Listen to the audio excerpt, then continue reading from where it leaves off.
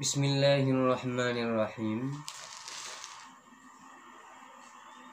Di dalam sholat itu ada istilahnya yang namanya rukun, ada istilahnya yang namanya syarat, dan ada yang namanya sunnah di dalam sholat. Jadi harus tahu mana yang rukun di dalam sholat, mana syarat di dalam sholat, apa saja yang sesuatu yang memang wajib dilakukan di dalam sholat, dan mana yang sunnah-sunnah yang berada di dalam sholat. Jadi harus tahu. Jadi kalau misalkan nanti tidak tahu dan tidak bisa membedakan mana yang rukun dan mana yang sunnah, apa syaratnya sholat, lah ini berbahaya kepada sholatnya. Yang dikhawatirkan itu kalau misalkan rukun itu dikira sunnah dan yang sunnah dikira rukun. Kalau misalkan nanti rukun dikira sunnah lalu tidak dikerjakan, lah itu bahaya, bisa menjadi batal sholatnya.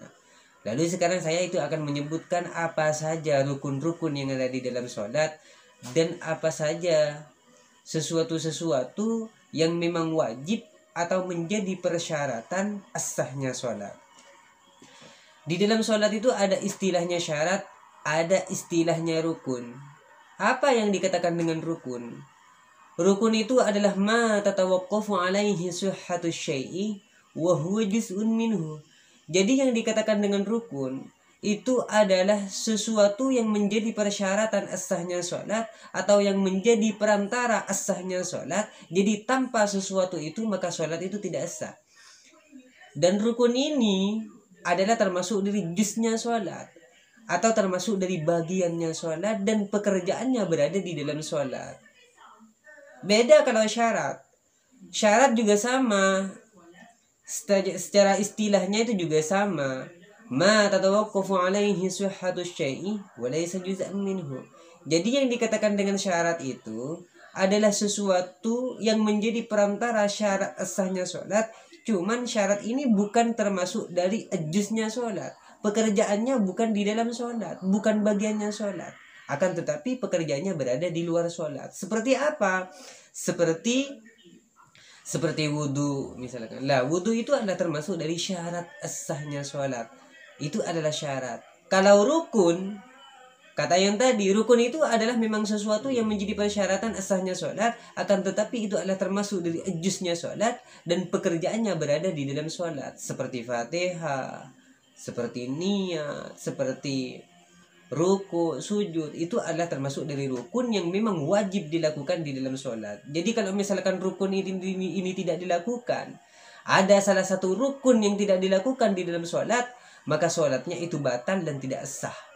Nah, sekarang saya akan menyebutkan rukun-rukunnya sholat mulai dari awal. Yang pertama, rukunnya sholat itu adalah niat. Rukunnya sholat itu adalah niat. Yang pertama itu adalah niat. Jadi kalau misalkan di dalam sholat itu tidak ada niat, maka tidak sah.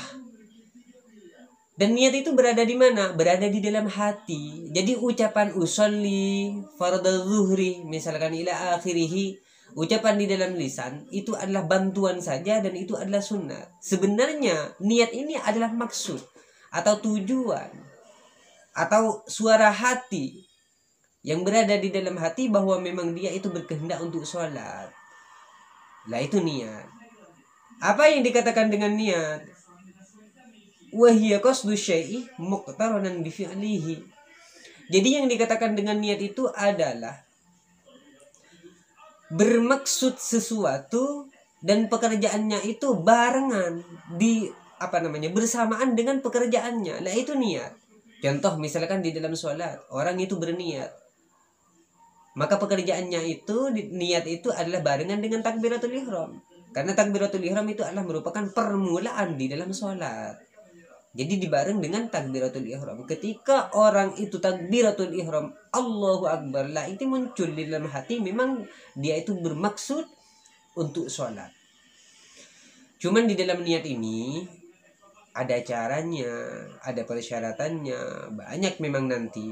Cuman nanti ya bisa dilihat sendiri ini tentang niat ini.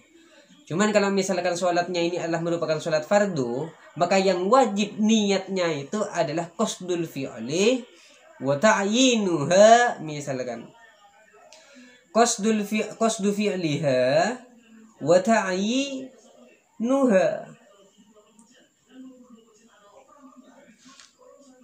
Jadi kalau misalkan sholatnya itu adalah merupakan sholat fardu seperti sholat zuhur, asar, maghrib dan lain sebagainya misalkan, lah maka niat yang harus dihadirkan, yang harus ada maksud di dalam niatnya orang itu adalah bermaksud melakukannya. Seperti apa? Seperti lafaz usolli.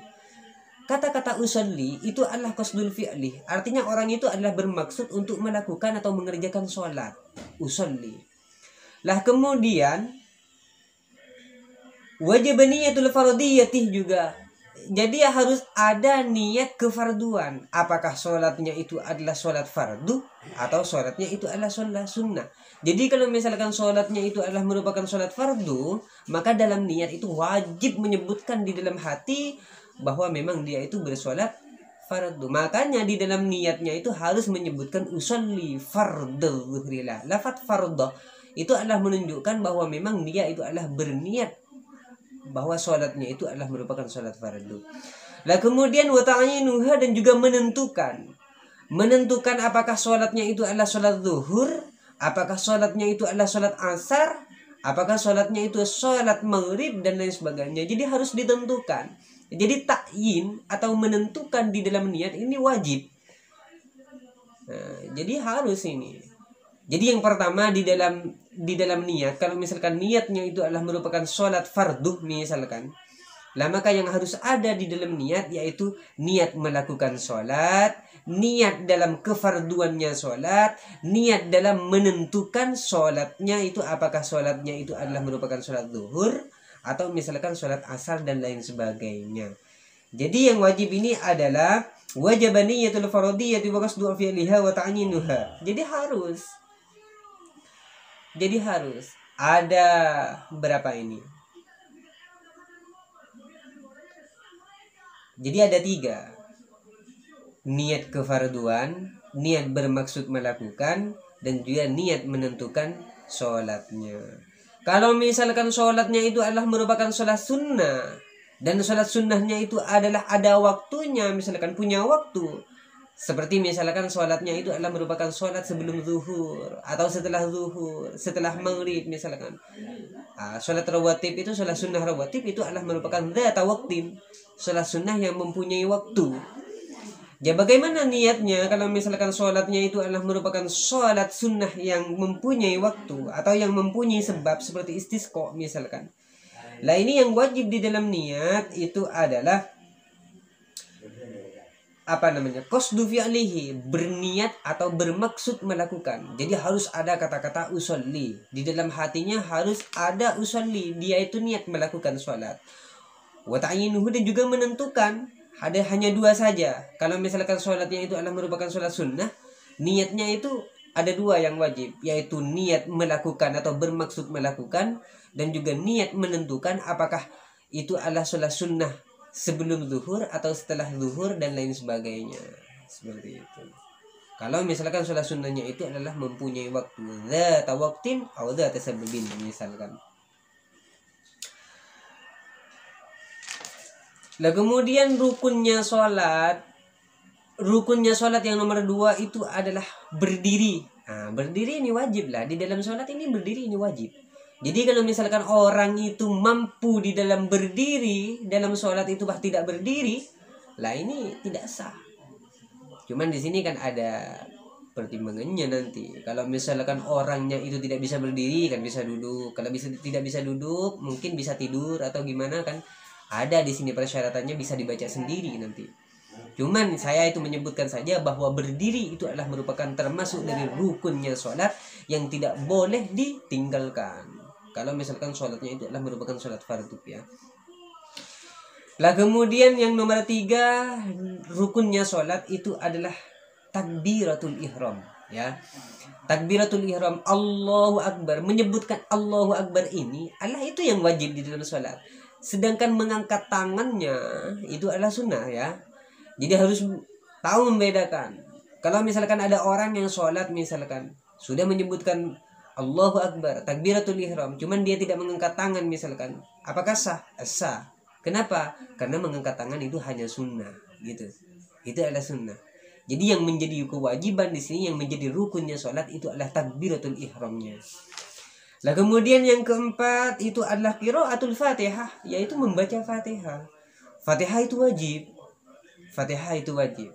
Jadi kalau misalkan orang itu tidak membaca Fatihah di dalam sholat misalkan, atau misalkan ada salah satu huruf-hurufnya Fatihah yang salah, atau diganti dengan huruf lain, atau misalkan tidak memenuhi persyaratan pembacaan Fatihah, lah maka sholatnya tidak sah. Karena Fatihah ini harus betul-betul diperbaiki dan harus jelas.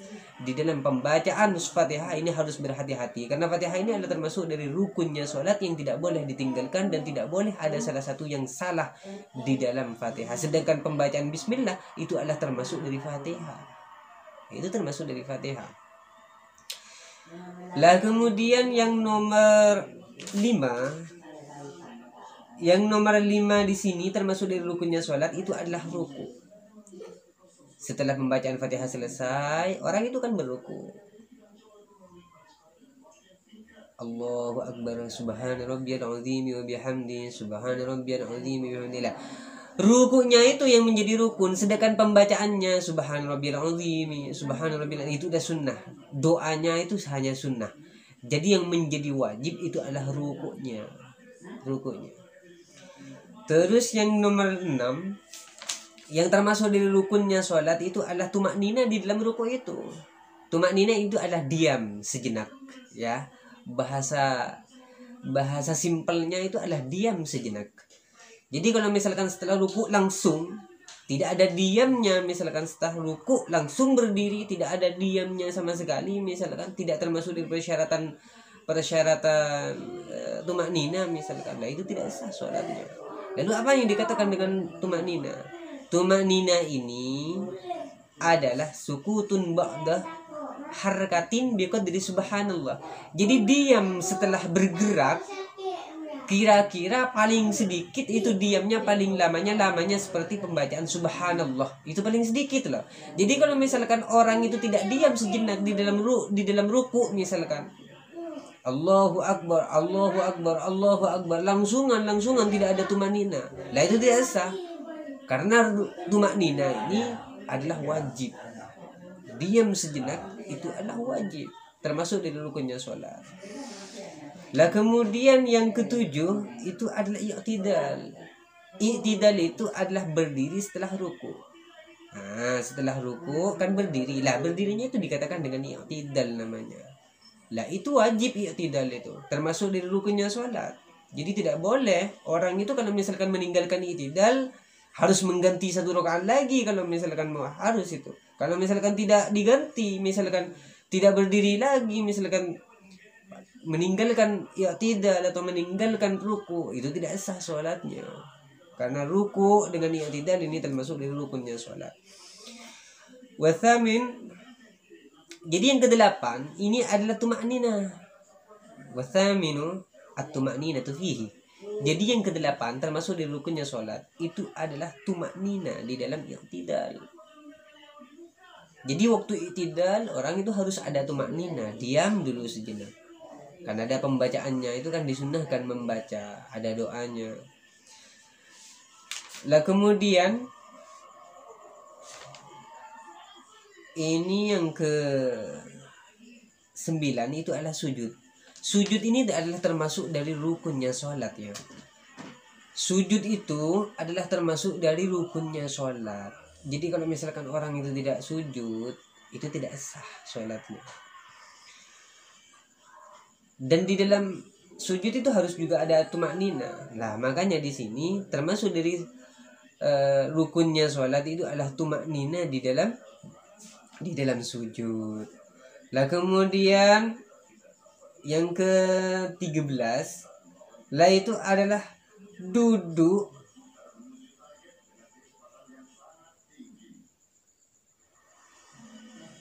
ya. Yang ke-13 itu adalah duduk duduk yang terakhir, tasyahud akhir, al-julusul akhir alladhi yu'aqibu as-salam. Jadi itu adalah duduk yang memang itu adalah merupakan duduk yang terakhir yang diakhiri oleh salam. Nah, jadi tasyahud akhir itu adalah termasuk dari rukunnya sholat. Duduknya itu termasuk dari rukunnya sholat. Nah, kemudian yang ke-14 itu adalah tasyahud.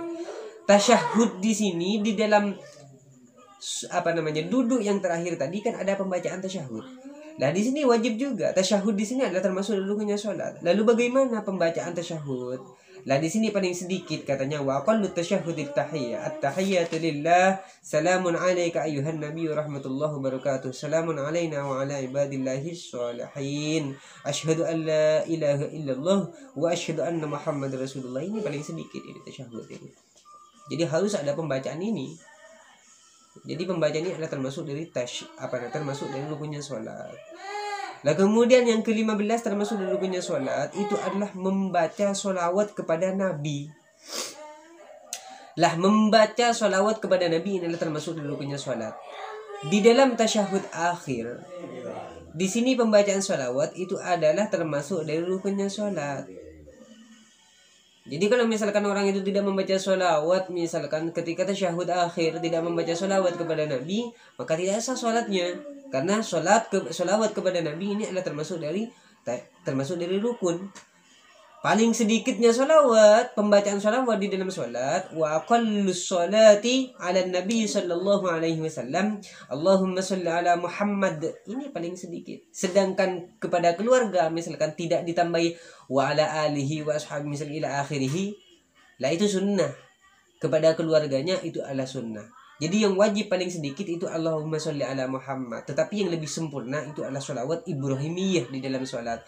Allahumma sholli ala sayyidina Muhammad wa ala ali sayyidina Muhammad kama shollaita ala sayyidina Ibrahim wa ala ali sayyidina Ibrahim.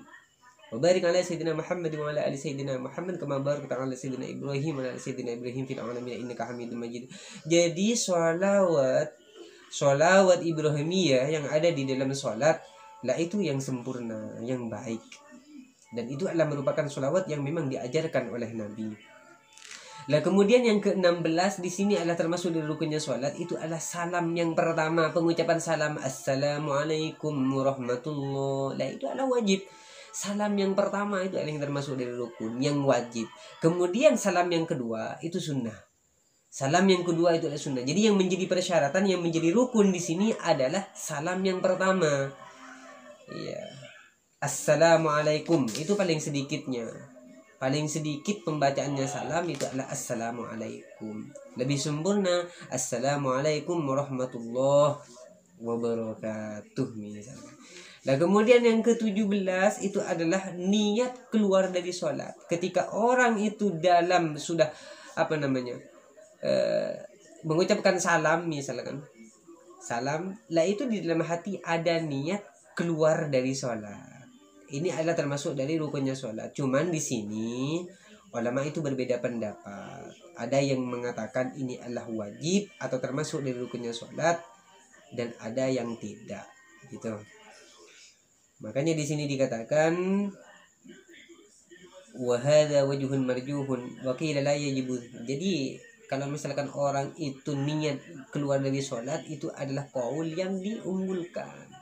Tapi ada yang mengatakan itu bahwa niat keluar dari sholat itu tidak wajib, artinya bukan rukun, gitu. Lah, kemudian yang ke-18 itu adalah tertibul arkan. Jadi rukun-rukun yang pertama sejak dari niat sampai salam sampai keluar, misalkan niat keluar dari sholat. Jadi rukun-rukun mulai dari awal sampai akhir itu adalah harus tertib, harus runtut. Jadi jangan kalau misalkan rukun yang nomor 18 atau yang nomor berapa dipindah kepada yang sebelumnya misalkan. Jadi harus beruntut. Rukun-rukun sejak dari niat misalkan sampai akhir ini harus tertib. Ya, jadi tertibul arkan hatta baina tasyahhudil akhir was salati 'alan nabi. Jadi ini harus tertib. Ya, cukup sampai di sini saja tentang rukun-rukunnya sholat.